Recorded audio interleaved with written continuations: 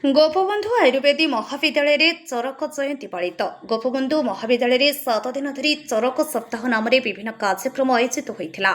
ନିଃଶୁଳ୍କ ସ୍ୱାସ୍ଥ୍ୟ ଶିବିର ଓ ଔଷଧ ବିତରଣ, ବିଭିନ୍ନ ଅନୁଷ୍ଠାନରେ ସ୍ୱାସ୍ଥ୍ୟ ସଚେତନତା କାର୍ଯ୍ୟକ୍ରମ, ବୃକ୍ଷରୋପଣ ସହ ଛାତ୍ରଛାତ୍ରୀଙ୍କ ନିମନ୍ତେ ସାଧାରଣ ଜ୍ଞାନ, ଶ୍ଲୋକାବୃତ୍ତି ପ୍ରତିଯୋଗିତା ଏବଂ ସଂହିତା ନିରୂପଣ ଆଦି କାର୍ଯ୍ୟକ୍ରମ କରାଯାଇଥିଲା। ଚରକ ଜୟନ୍ତୀରେ ଚରକ ପୂଜନ ସହ ଏକ ବୈଜ୍ଞାନିକ ଆଲୋଚନା ଚକ୍ରର ଆୟୋଜନ ମଧ୍ୟ ହୋଇଥିଲା, ଯାହାକୁ ମହାବିଦ୍ୟାଳୟର ଅଧ୍ୟକ୍ଷ ପ୍ରଫେସର ବିପିନ ବିହାରୀ ଖୁଣ୍ଟିଆ ଉଦ୍ଘାଟନ କରି ଅତିଥିମାନଙ୍କୁ ସ୍ୱାଗତ ଭାଷଣ ପ୍ରଦାନ କରିଥିଲେ।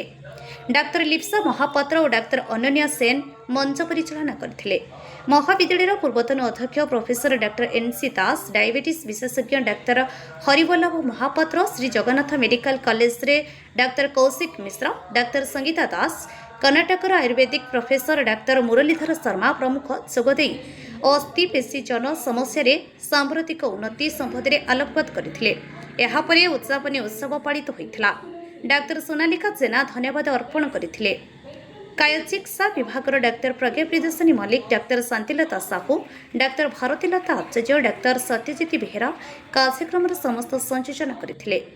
ସ୍ନାତର ଡାକ୍ତର ସୌମ୍ୟ ଦତ୍ତ, ଡାକ୍ତର ସତ୍ୟ, ଡାକ୍ତର ସୋନାଲି, ଡାକ୍ତର ଲିଜିନା, ଡାକ୍ତର ଲୋପା ତଥା ମହାବିଦ୍ୟାଳୟର ସମସ୍ତ ଛାତ୍ରଛାତ୍ରୀ ଏବଂ କର୍ମଚାରୀମାନେ ସମସ୍ତ ପ୍ରକାର ସହାୟତା ପ୍ରଦାନ କରି ଏହି ଦିବସକୁ ସାଫଲ୍ୟମଣ୍ଡିତ କରାଇଥିଲେ।